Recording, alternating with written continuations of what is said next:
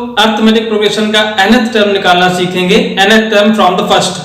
Arithmetic progression के बारे में हम लोग जानते हैं कि ये एक लिस्ट ऑफ नंबर होती है जिसका हर एक टर्म इसके पिछले टर्म में एक फिक्स नंबर जोड़ने पे मिल जाता है। यानी कि स्टैंडर्ड फॉर्म हम एपी का जानते हैं, A plus D, A plus 2d and so on. इस तरह से ये हमारी अरिथमेटिक प्रोग्रेशन बनती है।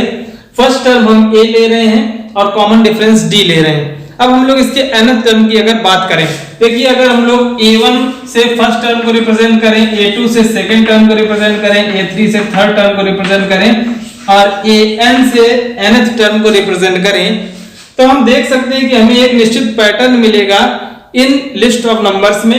a1 हमारा फर्स्ट टर्म है, ये a होगा। a2 हम जानते हैं, एक बार कॉमन डिफरेंस जोड़ देंगे a प्लस डी हो जाएगा। a3 होता है, एक डी इसमें और जोड़ देंगे a प्लस 2d हो जाएगा। इसी तरह से next term a plus 3d हो जाएगा, ये फोर्थ टर्म होगा। आप देखें कि यहाँ पे जुड़ा हुआ है a प्लस 0 इंटू डी, ये लिखा हुआ है a प्लस 1 इंटू डी, ये लिखा a plus 2 into D, a plus 3 into D. जब यहाँ पे a1 है तो ये 0 है, a2 है तो 1d है, a3 है तो 2d है। यानी कि हम लिख सकते हैं a प्लस 1 माइनस 1d, इसको हम लिख सकते हैं a प्लस a2 है तो 2 माइनस 1 इंटू डी, a3 निकालना है तो a plus 3 minus 1 into d, a4 निकालना है तो a plus 4 minus 1 into D. तो हम देख सकते हैं कि एक पैटर्न हमें मिलता जा रहा है, a plus 1 minus 1, 2 minus 1, 3 minus 1, 4 minus 1। तो जब हम nth टर्म निकालेंगे तो हमें a plus n minus 1 into D मिल जाएगा, जो कि हमारा nth टर्म है। हमने सिर्फ इस पैटर्न से ऑब्जर्व किया है कि nth टर्म क्या हो सकता है। फोर्थ टर्म है तो 4 माइनस 1 यानी 3d है, थर्ड टर्म है तो 3 माइनस 1 यानी 2d है। तो एक कम nth टर्म है तो n minus 1 into D, a में जैसे ही जोड़ देंगे तो हमें nth टर्म मिल जाएगा। इस फार्मूले को, इसको हम एज ए फार्मूला यूज करेंगे। जैसे आपको एक एपी दे दी जाए और उस एपी का पूछा जाए कि इस एपी का nth टर्म निकालो स्टार्टिंग से, तो आप तुरंत इस फार्मूले को लगाएंगे a plus n minus 1 into D, जहां a फर्स्ट टर्म है, d कॉमन डिफरेंस है, n है नंबर ऑफ टर्म। इस फार्मूले को यूज करके हम लोग एक्सरसाइज 5.2 के सारे क्वेश्चंस को सॉल्व कर सकते हैं। फर्स्ट क्वेश्चन में आपको दिया गया फिल इन द ब्लैंक्स, आपको एक टेबल दे दी गई है। इस टेबल में एक एपी का फर्स्ट टर्म दिया गया, कॉमन डिफरेंस दिया गया है, नंबर ऑफ टर्म्स दिए गए हैं और an पूछा है। आप गौर करें कि आपके पास जो फार्मूला है an equal to a plus n minus 1 into d, इसमें an, a, n, d ये 4 वेरिएबल्स हैं। इस टेबल में आपको इन 4 वेरिएबल्स में से कोई भी 3 वेरिएबल्स दिए जाएंगे और चौथा वेरिएबल पूछा जाएगा। जैसे आप यहाँ पे देखें, a दिया है, d दिया है, n दिया है, an पूछा गया। यहाँ पे a दिया है, n दिया है, an दिया है और d पूछा गया। तो एक आपके पास इक्वेशन बनी हुई है 4 वेरिएबल्स की।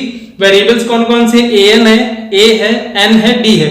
इन 4 में से 3 वेरिएबल्स हमें मालूम है, चौथा वेरिएबल निकालना है। इसी फार्मूले में केवल इन वैल्यूज को रिप्लेस करना है। आप देखें, अगर हम लोग फर्स्ट पार्ट लगाएं तो फर्स्ट पार्ट में हमें मालूम है a की जगह पे 7 लिखना है, d की जगह पे 3 लिखना है, n की जगह पे 8 लिखना है और an हमें मालूम कर लेना है इसी फार्मूले से।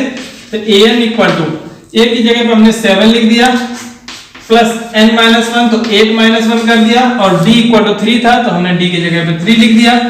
7 प्लस 8 माइनस 1 7, 7 3 जा 21, 7 प्लस 21 28 हमें आंसर मिल गया।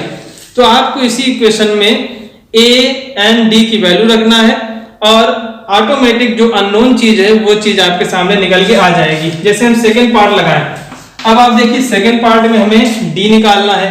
तो इसी इक्वेशन में सबसे पहले आप an की जगह पे 0 लिख दें।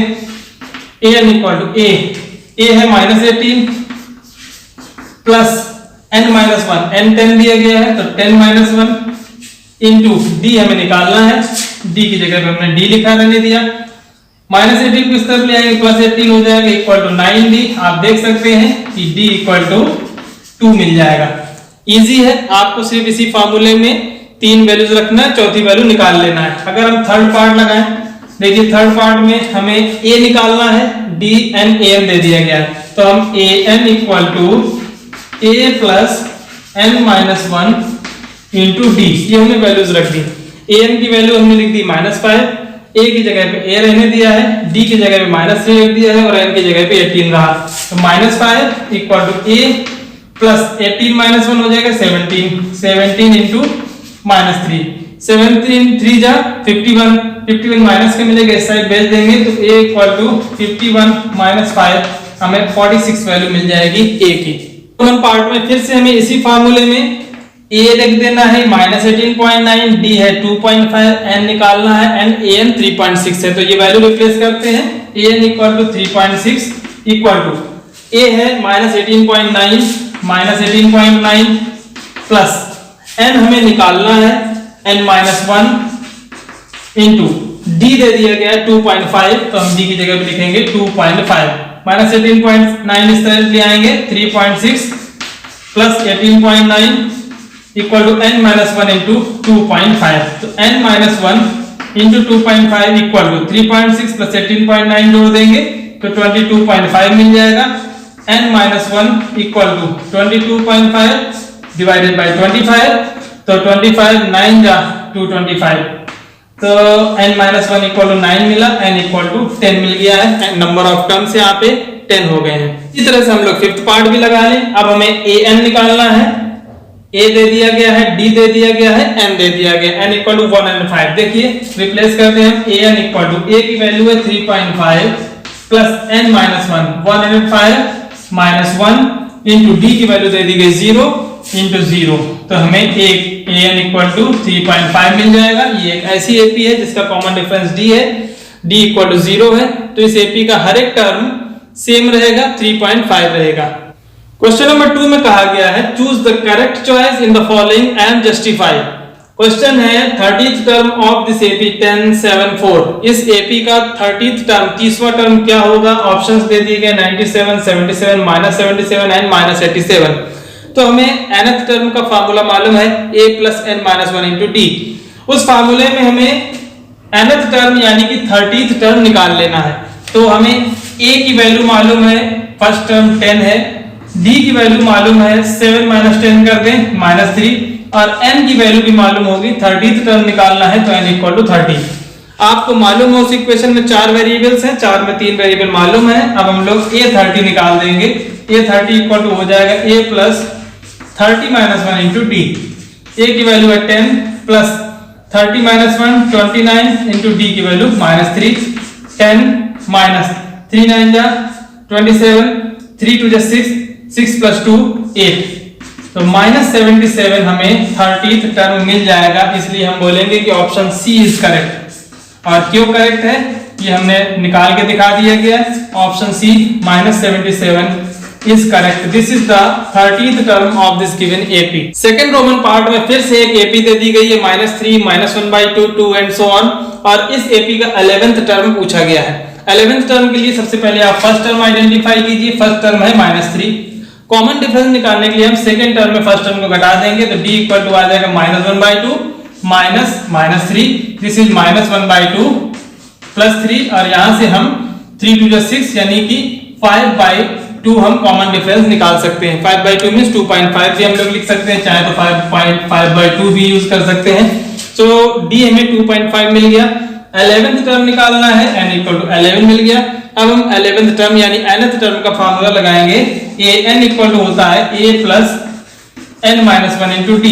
निकालना है हमें 11th term, so a11 equal to a की जगह पे -3 रहेगा प्लस n की जगह पे आएगा 11 -1 इंटू d की जगह पे 2.5, तो a11 equal to -3 plus 10 into 2.5 -3 plus 25, यहां से हमें 22 मिल जाएगा। और देखें 22 ऑप्शन बी है, option B is correct.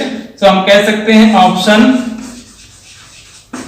B 22 is correct. और क्यों करेक्ट है हमने ये पूरी तरह से निकाल के दिखा दिया है। हमने इस फार्मूले में a, d और n की वैल्यू रिप्लेस की और 11th टर्म निकाला है 22। थर्ड क्वेश्चन में हमें एपीज दी गई हैं और इन एपीज के मिसिंग टर्म्स निकालना है। हमने इन मिसिंग टर्म्स की जगह पे जो भी टर्म है उसको लिख दिया है, जैसे यहाँ पे 2 और ये सेकंड मिसिंग टर्म है, इसको हमने a2 लिख दिया है, और 26 यानी हमें इस एपी का फर्स्ट टर्म दिया है, सेकंड नहीं दिया है, थर्ड टर्म लिख दिया गया है। हम ये जानते हैं कि अगर ये एपी है तो second term minus first term equal to third term minus second term होगा। इस रूल को यूज करके हम लोग इसका सेकंड टर्म निकाल सकते हैं। देखिए फर्स्ट पार्ट में हम लिख सकते हैं a2 minus 2 equal to 26 minus a2। Second से फर्स्ट को घटाएं चाहे थर्ड से सेकंड को घटाएं, वो कॉमन डिफरेंस ही मिलता है। तो हमें a2 minus 2 equal to 26 minus a2 लिखा है। आप a2 को इस तरफ भेज दीजिए तो हमें मिल जाएगा 2 times a2 equal to 26 plus 2। तो a2 equal to 26 plus 2 by 2, 26 plus 2 28, 28 by 2 equal to 14। हम ये भी जानते हैं कि अगर तीन terms a b c AP में है तो b equal to a plus c by 2 होता है या a plus c equal to 2b होता है। इसको भी हम यूज कर सकते हैं डायरेक्ट एज ए फार्मूला कि किसी भी AP के first term second term third term में ये रिलेशन होता है कि second term equal to first और थर्ड टर्म का मीन होता है। हम डायरेक्ट इस फार्मूले को भी यूज कर सकते हैं कि a plus c equal to b या a plus c by 2 equal to b। Common part में हम सबसे पहले क्या करें, हम इन दोनों के बीच की टर्म यानी a3 को निकाल सकते हैं। a3 कैसे निकालेंगे, 13 प्लस 3 का मीन कर दें, 13 प्लस 3 बाई 2 तो a3 मिल जाएगा। a3 इक्वल हो जाएगा 13 प्लस 3 बाई 2, 13 प्लस 3 16, 16 बाई 2 तो ये हो गया 8। a3 हमें मिल गया है 8, हमने a3 जगह पे 8 लिख दिया। अब ये हमें 8 मिल गया है, अब a1 निकालना है। a1 कैसे निकाल सकते हैं, हम इनका कॉमन डिफरेंस पता कर लें और 13 में डिफरेंस को घटा दें तब भी a मिल जाएगा। तो हम यहाँ से अब d निकाल सकते हैं, d equal to 8 minus 13, 8 minus 13 कर दिया, माइनस 5 मिल गया है कॉमन डिफरेंस। 13 में माइनस 5 जोड़ेंगे तो 8 हो जाएगा, 8 में माइनस 5 जोड़ेंगे 3 हो जाएगा। तो इस रूल से हम लोग फर्स्ट टर्म कैसे निकाल सकते हैं, 13 माइनस माइनस 5। तो फर्स्ट टर्म मिल जाएगा 13 माइनस माइनस 5, तो 13 प्लस 5 हो जाएगा, ये 18 मिल जाएगा। तो हमें फर्स्ट टर्म मिल जाएगा 18, फिर इसमें हम माइनस 5 जोड़ेंगे 13, इसमें माइनस 5 जोड़ेंगे 8, इसमें माइनस 5 जोड़ेंगे 3 मिल जाएगा। कॉमन पार्ट को हम किसी और तरीके से भी सॉल्व कर लेते हैं। देखिए हमें मालूम है a यहाँ पे 5 दे दिया गया है, a4 दे दिया गया 9 होल 1/2 यानी 9.5, इसको हम लिख सकते हैं 19/2 आल्सो। अब हमें ये मालूम है कि a4 ये फोर्थ टर्म है, equal to a plus n minus 1 into d formula apply करें तो इस फार्मूले से हम लोग कॉमन डिफरेंस को इजीली निकाल सकते हैं।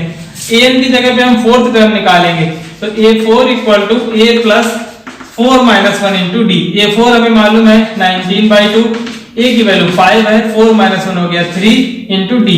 5 इस साइड ट्रांसपोज कर दिया, 19/2 को हम लिख सकते हैं 9.5, 9.5 माइनस 5 इक्वल टू 3d।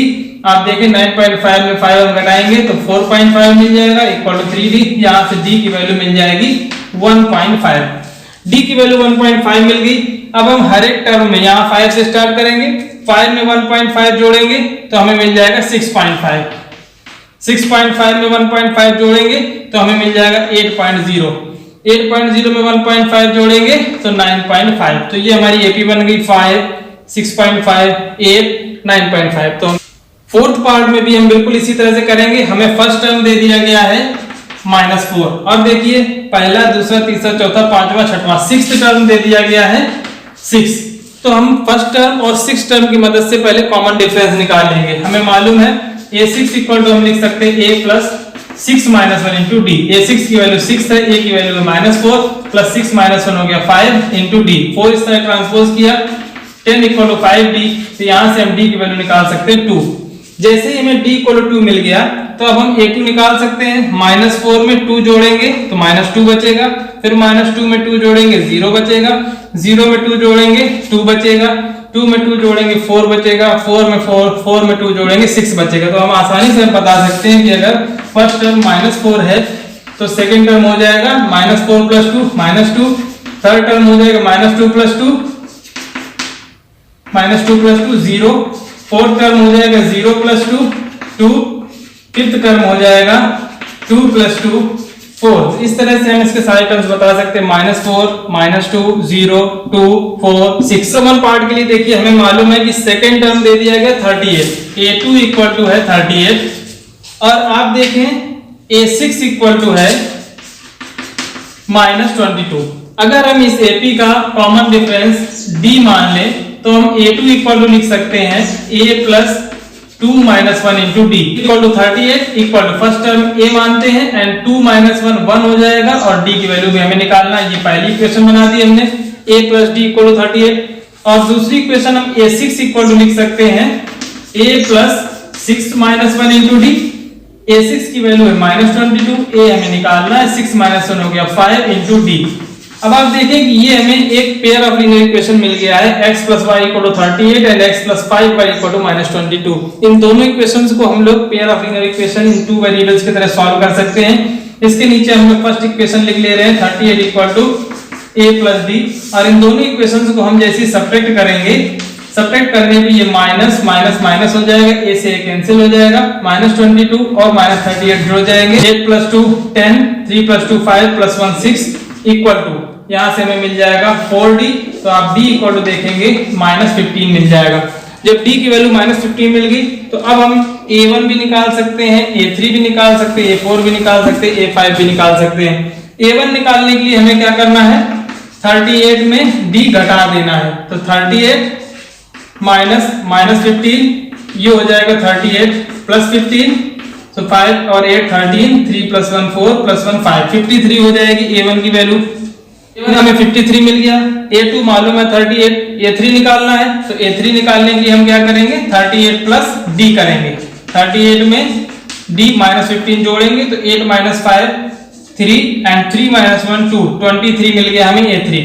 उसके बाद जब a4 निकालेंगे तो हम इसमें फिर से d जोड़ देंगे, यानी 23 - 15 करेंगे, 23 - 15 8 हो जाएगा। इसके बाद जब हम a4 निकालेंगे तो a4 = 8 - 15 -7 हो जाएगा। इस तरह से हम सारी वैल्यूज बता सकते हैं, 53 38 23 8 -7 -22। तो इस तरह से हमने इस क्वेश्चन नंबर 3 की जो भी मिसिंग टर्म्स थे उन मिसिंग टर्म्स को निकाल लिया है। इन मिसिंग टर्म्स को आप दूसरे भी तरीके यूज कर सकते हैं, जैसे हमने यहाँ पे d निकाल लिया, आप बिना d निकाले किसी भी तरह से यूज कर सकते हैं इस दिए हुए फार्मूले को, n = a + n - 1 * d को।